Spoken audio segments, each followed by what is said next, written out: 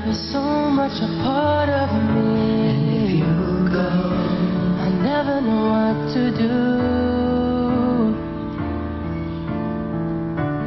How can I carry on my way?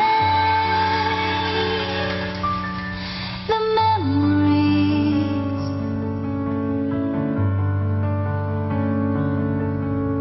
and all that is left is the pain of my history. Why should I live my life today? I can live out on my own and just forget the love you've always shown.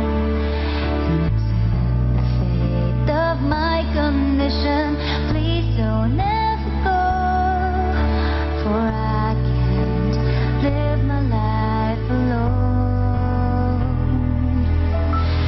Say you'll never go. Say you'll never go out of my way. Say you'll never go.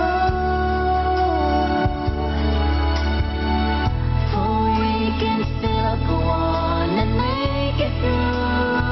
Make it through our lives. Just say you'll never go. Say you'll never go away.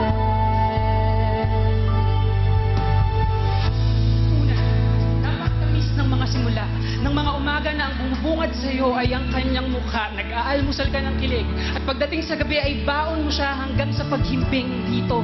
Dito mo matututunan ng tunay na kapangyarihan ng isang ngiti, ng ibang kamay na humahawi sa iyong buhok, ng mga mata na sumisisid sa iyong kaluluwa. Pangalawa, napakadaling maging kampante at masanay sa pagmamahal.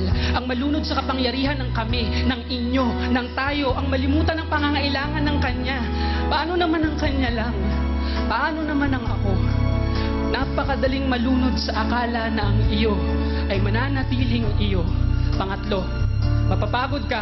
Pero pang-apat, ang tunay na pag-ibig hindi naman dapat sinusukuan, di ba? Pero pang-lima, ang tunay na pag-ibig ay hindi parating sapat. Kapag ang mga pakpak na binigay nito sa iyo ay bumigat at naging kadena ni ayaw kang patayuin. Kapag ang langit na minsang nilipad mo ay naging kulungan na nasa iyo naman ang susi at kandado, pero ayaw mo pa rin lisanin. Pang-anim, ang pinakamabagsik mang apoy ay mamamatay. Maghanda ka sa sakit, pero huwag kang mag-aalaga ng galit. Ito ang pang-pito, iiwanan kang puno ng sugat at pilat at paltos nito. Iiwanan ka nitong abo. Pang-walo, maghanda ka sa wakas. Pang-siyam, alam ko parang hindi ka pa talaga handa sa wakas, pero wala naman kasi yata talagang nagiging handa sa wakas. Pero nandyan na siya, ang wakas. At sa wakas, pang-sampu, mahalin mo pa siya sa tingin, sa tanaw, mula sa abo na iniwan ng dati ninyong apoy, mahalin mo pa siya. Pero kapag ang pakpak ng dati ninyong pag-ibig ay naging gapos na, kapag ang langit sa puso mo na minsan mong nilipat ay binilanggo ka, mahalin mo siya sa huling pagkakataon. Pagkatapos, bitaw na.